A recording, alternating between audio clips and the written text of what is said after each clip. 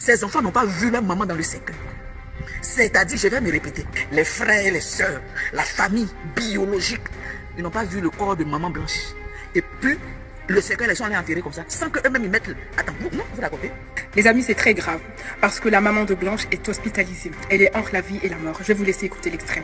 La seule chose que j'attendais, c'est qu'il parle. Et comme il a décidé de parler, on va décortiquer les incohérences de son mensonge. Maman Blanche n'est pas morte d'une mort naturelle, comme aurait expliqué le pasteur Marcelo, mais bien au contraire, son frère est sorti encore une fois du silence. Il nous explique que Marcelo n'a jamais fait le deuil de sa femme. Les amis, j'ai froid, j'ai peur. On se demande comment en une année, on peut oublier une personne qu'on aimait tant. On peut tenter de la remplacer au lit. Quand il a appris la mort de sa femme là, il a pris avion, il allait en Turquie. Quand il allait en Turquie là, il allait voir, on a mis la femme dans le cercueil, il a ramené au Congo. Mais vous voulez nous faire comprendre que ce que vous êtes en train de dire sur les réseaux sociaux là, la famille de maman blanche, c'est-à-dire la mère qui est vivante, les frères et les sœurs, la famille biologique, ils n'ont pas vu le corps de maman blanche. Et puis, le cercueil, ils sont allés enterrer comme ça, sans qu'eux-mêmes ils mettent le... Attends, non, vous racontez? Ces enfants n'ont pas vu leur maman dans le cercueil. C'est-à-dire, je vais me répéter, la famille de maman blanche, la maman que je vois aujourd'hui au cimetière en train de pleurer, oh mon enfant, maman, tu fallait pleurer ça avant qu'on enterre ta fille. C'est maintenant que tu viens pleurer sur sa tombe. On l'a déjà enterré. Tu n'as pas vu ton enfant puis on l'a enterré. Tu n'as pas vu ton enfant. Et puis on l'a enterré. Ton enfant qui était dans ce cas, est-ce qu'elle était au complet? Est-ce que c'est vraiment ton enfant qu'on a enterré? Est-ce que toutes ces affaires étaient sur elle? Oh, maintenant là, on est en train de pleurer quoi? On est en train de faire quoi? On a déjà enterré la personne.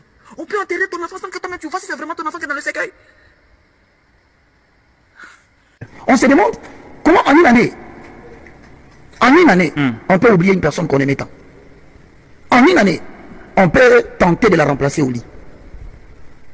J'ai parlé avec quelqu'un qui m'a dit, il semblerait, avec tout le respect que je dois au pasteur, qu'il avait fait 5 ans avant de se marier à la défunte. Il avait fait 5 ans avant de se marier à la défunte. 5 ans de fiançailles. Pourquoi cette fois-ci c'est une année? Voici les éléments sociologiques qui fait que les gens une grosse polémique autour. Et maintenant, la plus grande mauvaise chose, que j'estime que ça atteint le comble de l'erreur. Pourquoi a-t-il médiatisé les jours de son mariage? Si vous devez faire quelque chose dans la foi... Le frère Roger Baka, oui, vous avez la parole. C'est une annonce qui a été faite à l'église. Mais justement, je dis, pourquoi faire cette annonce à l'église? Parce que la Bible nous enseigne. Mais c'est le pasteur. Si ce que vous allez manger sera pour votre... Vous avez la parole. Vous avez la parole. Oui. C'est le pasteur. Il est les responsables d'une grande église. Comment voulez-vous que les enfants de cette église apprennent que leur pasteur est allé se marier sans pourtant... Est-ce que les enfants de l'église, quand ils se marient tous, ils donnent des communiqués à l'église? Non, mais c'est pas la même chose. C'est pas... Non, j'en reviens. Je vais te dire. Ce n'est pas la même réalité. Je vais te revenir. C'est pas la même réalité. Je te reviens. Vous pensez que c'est normal pour un pasteur d'aller se marier sans informer à quand membre de l'église? Quand ton passé en tant qu'homme célèbre scandalise, évite de scandaliser. Je le répète, il y a des gens qui n'ont pas de passé scandaleux. Frère, la mort de maman est un scandale. Qui n'en a pas parlé? Qui n'a pas spéculé? Je pense, moi, l'église n'en avait pas besoin parce que c'est la satisfaction d'un besoin personnel qui ne concerne pas l'église. Ça concerne sa propre personne. Par sagesse, je l'aurais conseillé. Ne médiatise pas ça. Parce que dès lors que tu parles à l'église, tu n'as pas parlé aux 4 murs. Les caméras ont filmé. À la minute qui suivait, à la minute qui suivait, informé. Tout le monde... Ah, pourquoi? C'est la même erreur qui commence à circuler aujourd'hui. Tout le monde qui est célèbre a tendance à vouloir nous montrer sa femme. On n'en a pas besoin. Nous avons besoin de toi, local. Arrête ces histoires de spéculation inutiles sur les réseaux sociaux. C'est une porte que tu ouvres pour ta propre destruction. Parce que ceux qui t'attaquent, ne pouvant pas t'attaquer, vont s'en prendre à ta femme. Ils vont s'en prendre à tes faiblesses de la vie. Ils vont s'en prendre à ton mari. Les amis, c'est très grave, parce que la maman de Blanche est hospitalisée. Elle est entre la vie et la mort. Je vais vous laisser écouter l'extrait. Mettez vos micros. La maman de Blanche vient de faire une crise. Et quand on vit cette affaire, c'est une affaire très sérieuse. Il y a une mère qui souffre. Si ce pasteur-là avait réglé cette affaire correctement, comme un homme responsable, comme un homme de Dieu, comme un vrai homme de Dieu, hein, attention, comme un vrai homme de Dieu, si le pasteur Marcelo avait réglé cela vraiment dans la paix, correctement, qui est pas différentes versions, est-ce que cette maman serait en ce jour-ci, une année plus tard, à l'hôpital? Comme on dit en fait, on n'est pas contre le mariage du pasteur Marcelo. Il peut se remarier, il a ses droits de se remarier. Mais nous voulons savoir, enfin la famille veut savoir, la communauté veut savoir de quoi est décédée cette femme. Une femme qui était en bonne santé. Une femme qui t'a soutenu pendant plus de 15 ans. Une femme qui t'a élevé. Il ne faut pas oublier, hein, le pasteur il était pauvre. Il ne faut pas oublier. Faut pas oublier. Comme on dit dans la vie, il ne faut jamais élever un pauvre. Jamais, jamais. En fait, ce qui dégoûte certaines personnes vraiment qui sont sans moralité vont sur la toile et vont vraiment dénigrer cette famille et ils osent dénigrer le rassemblement de la famille autour de la tombe de Maman Blanche le 1er août. Hey!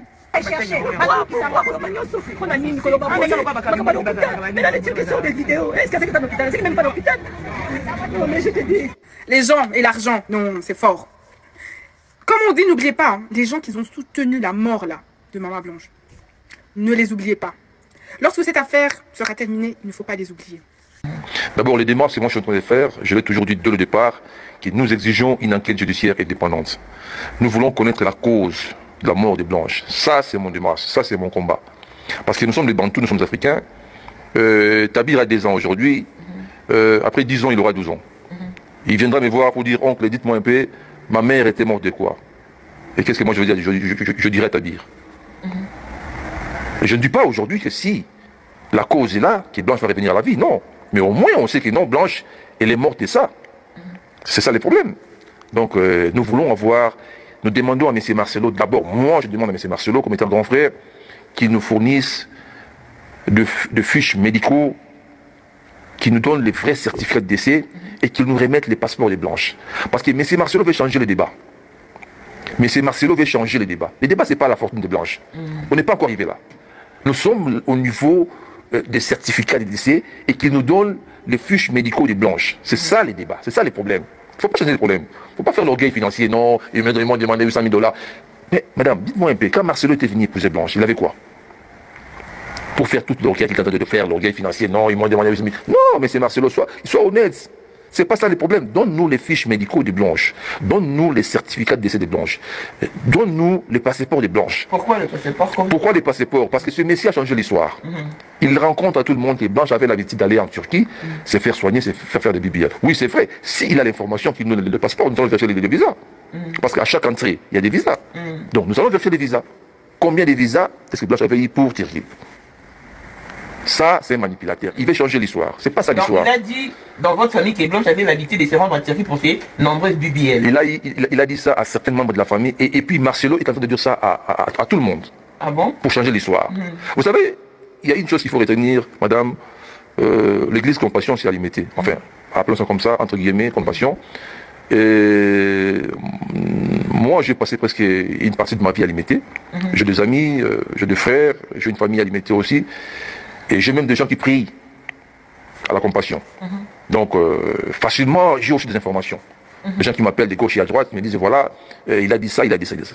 Le monsieur est en train de dire, de propager des fausses rumeurs, des fausses informations, disant que non, Blanche partait très souvent en Turquie. Mais c'est pourquoi moi je demande à Marcelo, tu nous remets les passeports, on va vérifier. Mais pourquoi est-ce qu'il a confisqué les passeports déjà? Quand je lui ai posé la question l'année passée, j'ai dit, Marcelo, il serait mieux que tu nous donnes le certificat de décès. Et il m'a dit, il n'y a pas de problème, je vais envoyer ça à maman. Moi, je dis, oui, ok, il n'y a pas de problème. J'ai envoyé mon email à Marcelo. Tu m'envoies les passeports. Il n'a pas remis, je m'excuse. Et deuxièmement, je lui ai dit, donne-moi aussi les passeports des Blanches. Il m'a dit, pourquoi? J'ai dit, et les téléphones des Blanches. Oh, comme il a l'habitude, c'est exclamé. Comment moi je vais vraiment remettre les téléphones de Blanche? Parce que il y a nos intimités dans le téléphone. Mais aujourd'hui, qu'il est déjà marié, qu'il nous remette les téléphones, qu'il nous remette les passeports. Parce que même sur l'Instagram, je ne sais pas, des Marcelo de Blanche, il a enlevé les noms de Toutonassi. Donc ça prouve... L'Instagram de Blanche. Oui, tout à fait, il a raison. Donc nous aussi, comme lui il a raison d'enlever ces noms-là, nous aussi on a raison de revendiquer les passeports de Blanche. C'est ça les problèmes. Donc M. Marcelo ne doit pas changer l'histoire. Il ne doit pas changer l'histoire. Nous sommes là, qu'ils nous fournissent, qu'ils nous donnent les fiches médicaux de Blanche. C'est ça les problèmes. Les fiches médicaux, le vrai acte de... Marcelo n'a jamais fait le deuil de sa femme. Les amis, j'ai froid. J'ai peur. Les gens sont graves. Vous voyez cet homme-là? Franchement, moi, j'avais envie d'arrêter mes vidéos sur lui. Ok?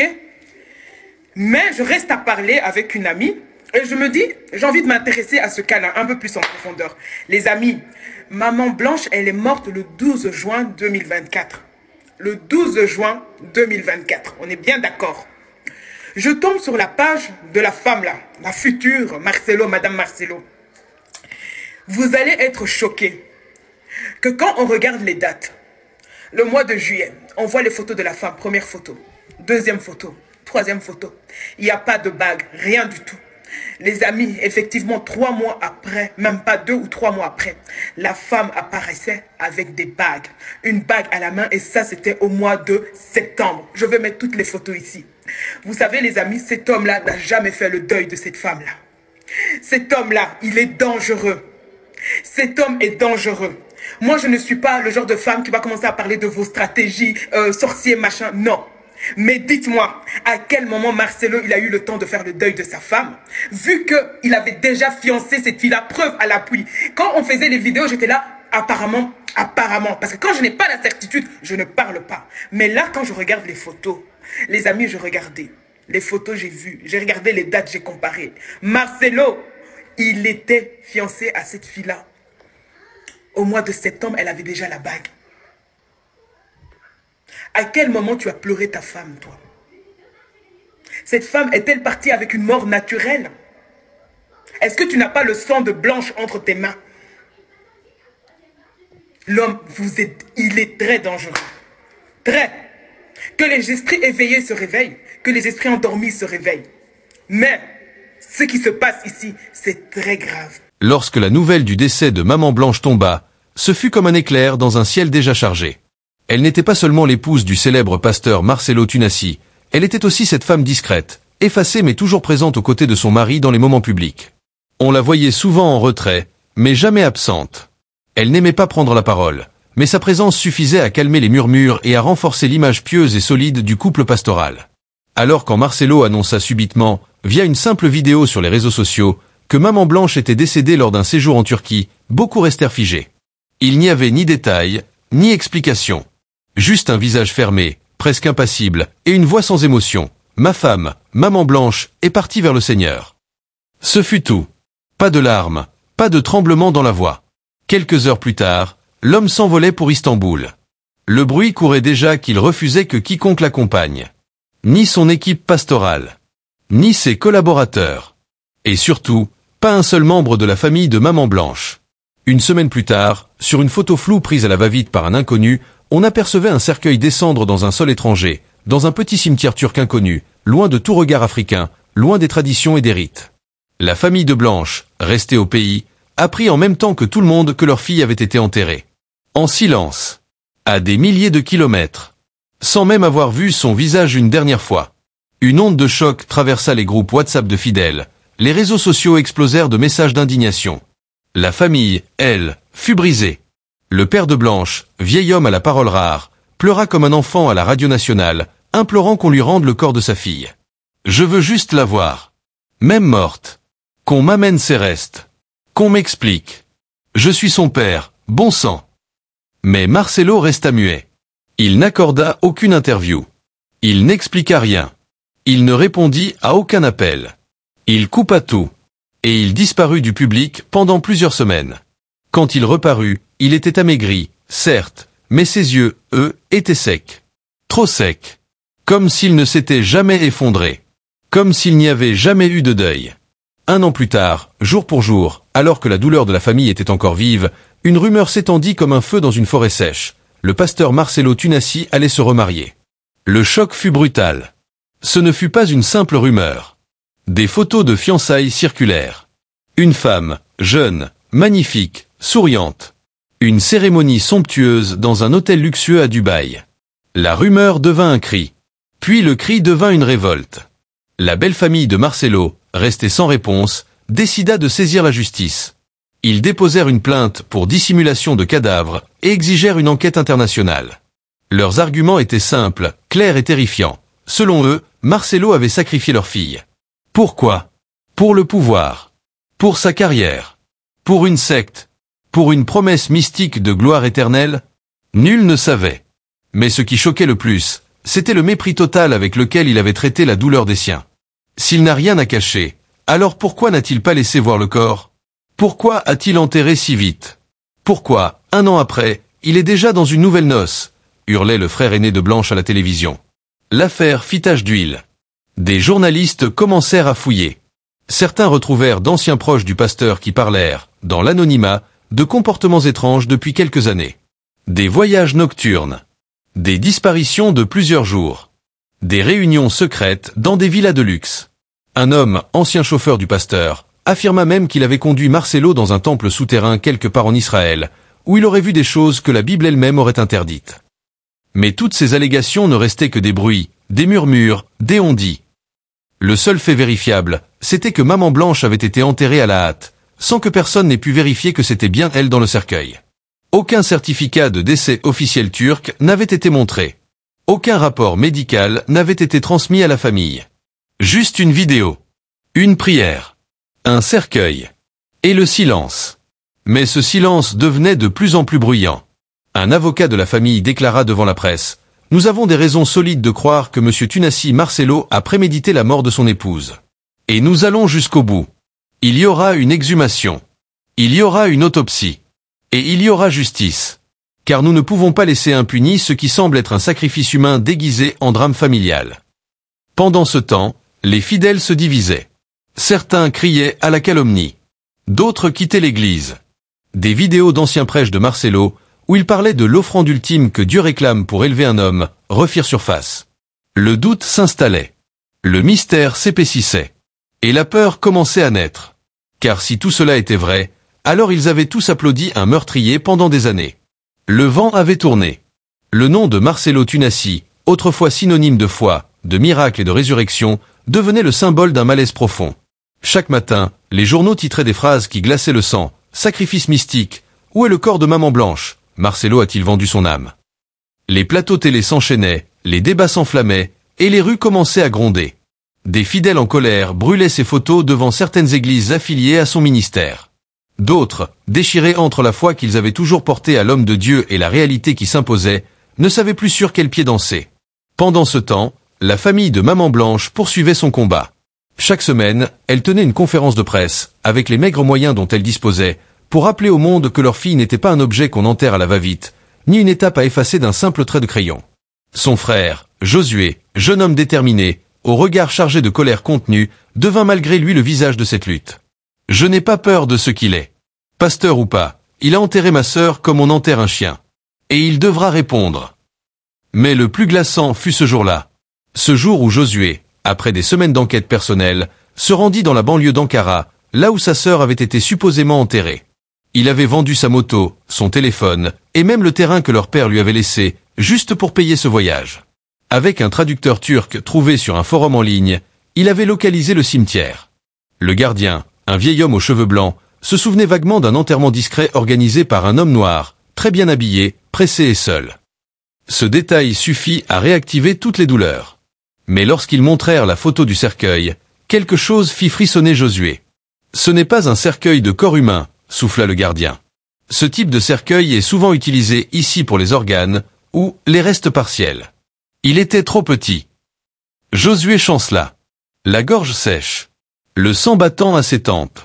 « Vous êtes sûr ?» demanda-t-il, la voix tremblante. « À 100%. » Le choc fut tel qu'il tomba à genoux dans la boue du cimetière. Ce n'était donc pas un corps entier? Alors qu'avait-on réellement enterré? La colère de la famille de Maman Blanche n'avait jamais été aussi vive. Ce n'était plus une simple indignation, ni une tristesse contenue. Non. C'était devenu une fureur froide, méthodique, prête à exploser. Ils avaient laissé passer le silence pendant 1 an, pleuré dans l'ombre, avalé la douleur, encaissé l'humiliation. Mais maintenant que Marcelo osait se pavaner avec une nouvelle femme, jeune et rayonnante, dans des cérémonies fastueuses, cela devenait une provocation directe. Une insulte. Une gifle au visage de toute une lignée. À la tête de cette tempête, Josué, le frère aîné de Blanche. Lui, qui autrefois appelait Marcelo Monbeau, le vénérait comme un homme de Dieu, n'était plus que rage et détermination. Il nous a volé notre fille. Il l'a enterrée comme une voleuse. Et maintenant il célèbre avec une autre? Il paiera. Ces mots, il les répéta sur toutes les chaînes télé, dans les mosquées, dans les marchés. Et partout où il passait, les poings se serraient. Les regards s'embrasaient. Le père de Blanche, lui, ne parlait plus. Il ne mangeait presque plus. Il s'était enfermé dans un mutisme douloureux, passant ses journées à contempler le portrait de sa fille, posé dans un cadre en bois sculpté, accroché au-dessus du canapé. Il ne comprenait plus ce monde. Ce monde où un pasteur pouvait enterrer sa femme à l'étranger, se remarier sans explication et être applaudi. Mais ce que la famille ignorait, c'était que la nouvelle épouse de Marcelo, elle aussi, venait avec sa propre tribu. Une famille ambitieuse, calculatrice, qui voyait dans ce mariage une opportunité en or. Sa mère, appelée Mama Safira, était déjà connue pour ses affaires dans l'immobilier à Abidjan. Son frère, jeune politicien ambitieux, profitait de la notoriété de Marcelo pour bâtir une carrière. Et elle, cette jeune femme au sourire éclatant, au regard envoûtant, n'avait rien d'une innocente victime. Elle savait pour Maman Blanche. Elle savait que la mort de cette femme plane comme un spectre silencieux sur leur lit conjugal. Mais elle s'en moquait. Elle disait souvent, « Ce n'est pas moi qui ai enterré cette femme. Qu'ils fassent leurs enquêtes s'ils veulent. Moi, je suis la femme légitime aujourd'hui. Point. » Et cette phrase, dite à la radio un dimanche matin, fit exploser le pays. Le lendemain, des centaines de femmes descendirent dans les rues avec des pancartes où l'on pouvait lire « Maman Blanche mérite justice ». La veuve enterrée dans le silence, l'autre dans la lumière. Pasteur ou bourreau. Ce n'était plus un simple différend familial. C'était devenu une guerre à 3 camps.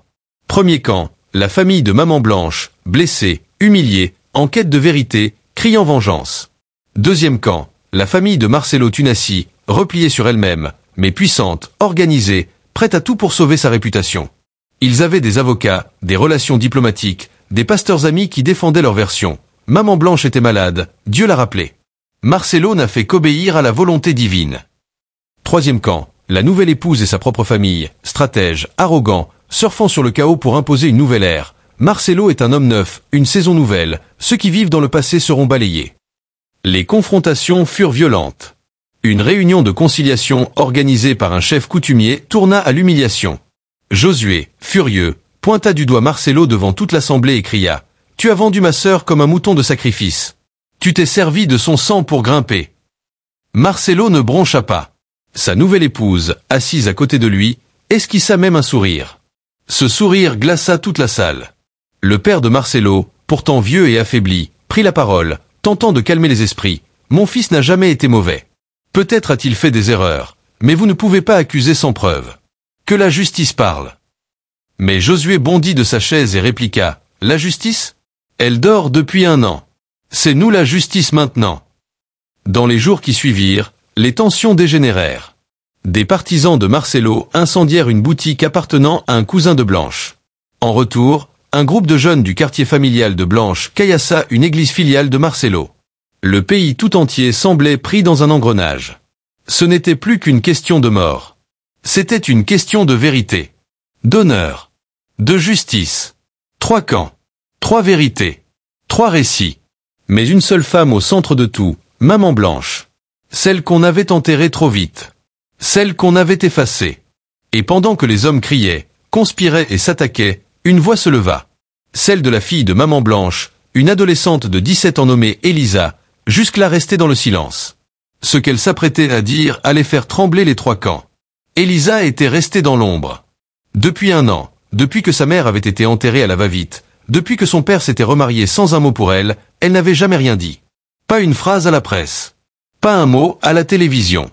Même ses tantes n'avaient jamais su ce qui se passait dans son cœur. Elle vivait recluse chez une cousine à Ouagadougou, loin du tumulte, loin des caméras. On disait qu'elle avait tenté de se suicider 2 fois. On disait qu'elle avait été internée brièvement. On disait beaucoup de choses.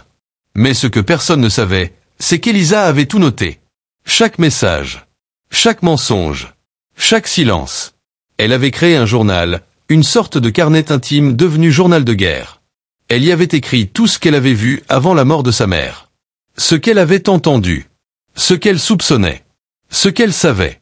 Et ce jour-là, au cœur de la tourmente, elle apparut dans une vidéo, les cheveux tirés en arrière, le visage maigri, les yeux humides, mais déterminés. Elle portait un t-shirt noir avec le portrait de sa mère imprimé en blanc. Autour d'elle, le silence. Pas de musique. Pas de montage. Juste sa voix. Et ces mots. Je m'appelle Elisa Tunassi. Je suis la fille unique de Maman Blanche.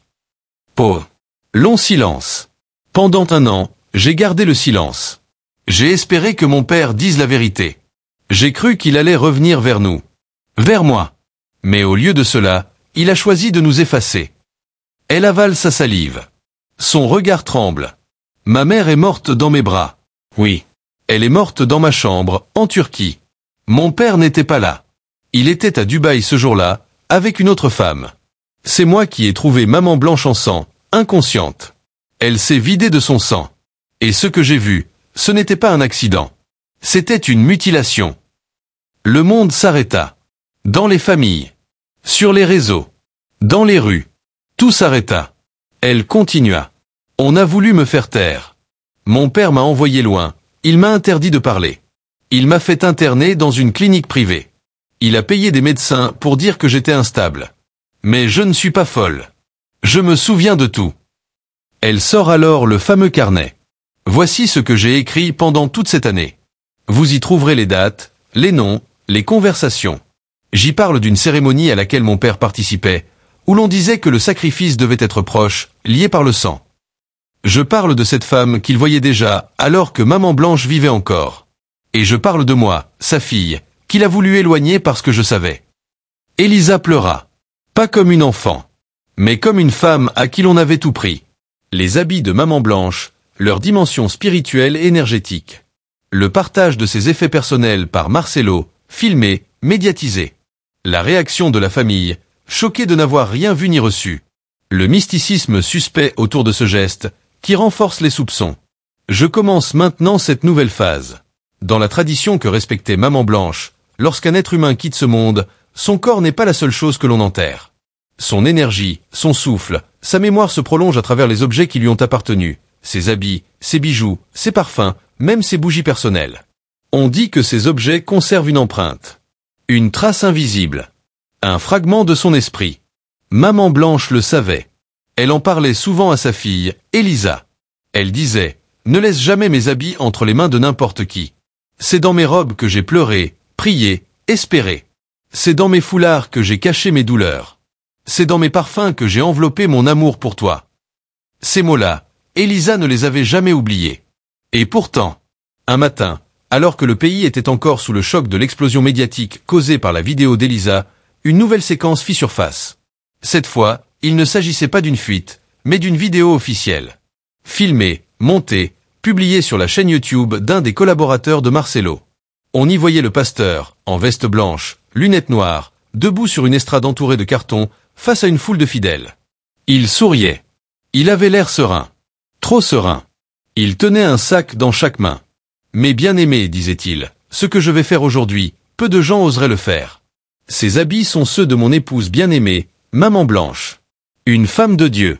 Une servante remplie de l'onction. Elle m'a laissé des vêtements imprégnés de prière, de veille, de souffrance et de puissance. Et aujourd'hui, je veux les partager avec vous. » Des cris. Des acclamations.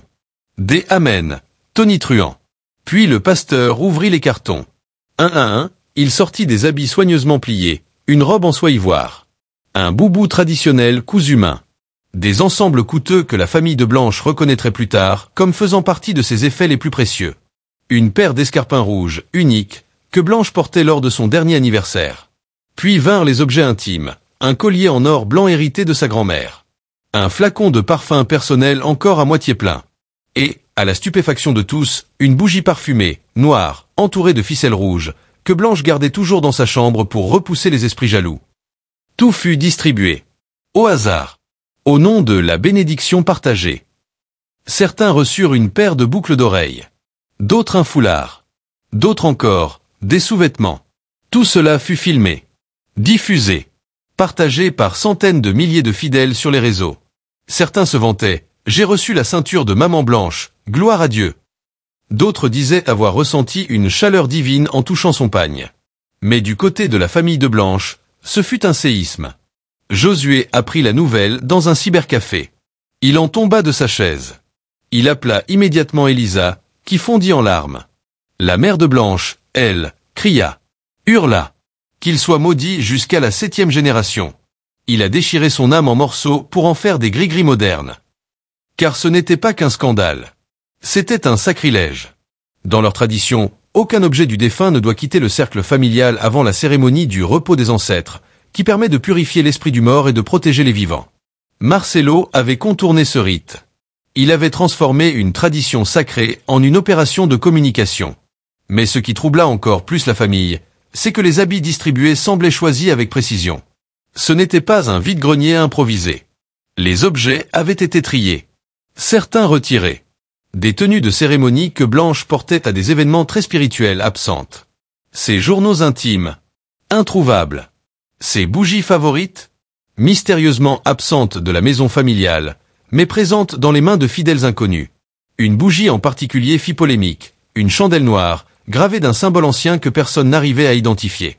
Un expert en traditions ésotériques, invité sur une chaîne télé, révéla que ce symbole était utilisé dans certains rites de transfert d'énergie. Cela ne prouve rien, mais c'est troublant, déclara-t-il. Surtout qu'on l'a retrouvé dans plusieurs affaires de sacrifices humains dans la région du Sahel. Dès lors, une question s'imposa dans tous les esprits. Et si Marcelo ne partageait pas des souvenirs, mais des fragments d'âme? Elisa, terrifiée, déclara dans une nouvelle vidéo. Mon père savait que ces objets étaient puissants. Il savait que ma mère les gardait non seulement par amour, mais parce qu'il la protégeait. En les divisant, il a affaibli sa mémoire, dispersé sa force. C'est une profanation. Les voix s'élevèrent dans tout le pays. Des pasteurs s'opposèrent entre eux. Des rumeurs parlèrent de fidèles ayant fait des cauchemars après avoir reçu les habits. Certains rendirent les objets. D'autres les brûlèrent. Mais le mal était fait. Le nom de Maman Blanche n'était plus seulement celui d'une épouse décédée. Il devenait un mystère. Un cri. Un symbole de vérité qu'on avait voulu enterrer. Et à travers ses robes partagées, ses colliers dispersés, ses bougies profanées, c'était comme si son esprit refusait de reposer. Comme si elle réclamait encore justice. Les effets spirituels ressentis par ceux ayant reçu les habits de Maman Blanche. La terreur qui s'empare des fidèles. L'interprétation mystique de la dispersion des vêtements. La montée du doute même chez les plus proches de Marcelo. Voici la suite. La nuit suivante, plusieurs fidèles qui avaient reçu les habits de Maman Blanche commencèrent à rapporter des événements étranges. L'un, un jeune homme qui avait reçu une jupe en soie verte, censée être remplie de la grâce divine de Blanche, déclara avoir vu sa maison remplie d'ombre la nuit. Il disait entendre une femme pleurer à l'aube, toujours à la même heure.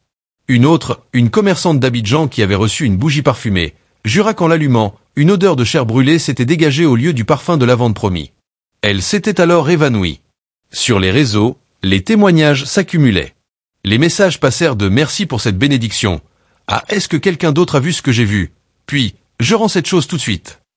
Une vidéo vira au cauchemar. On y voyait une femme, ancienne collaboratrice de Marcelo, en direct sur Facebook, expliquant avec fierté qu'elle avait encadré la robe blanche de Maman Blanche, reçue lors d'une veillée. Elle disait « je l'ai suspendue au mur de ma chambre. C'est une présence constante de paix. » Mais en plein live, son téléphone tomba au sol, la caméra tournoya, on entendit un cri aigu, puis écran noir. Le live fut supprimé quelques minutes plus tard, mais des dizaines de spectateurs avaient eu le temps de faire des captures, de commenter, de s'interroger. Que avait-elle vu? Pourquoi ce cri? Où était-elle passée?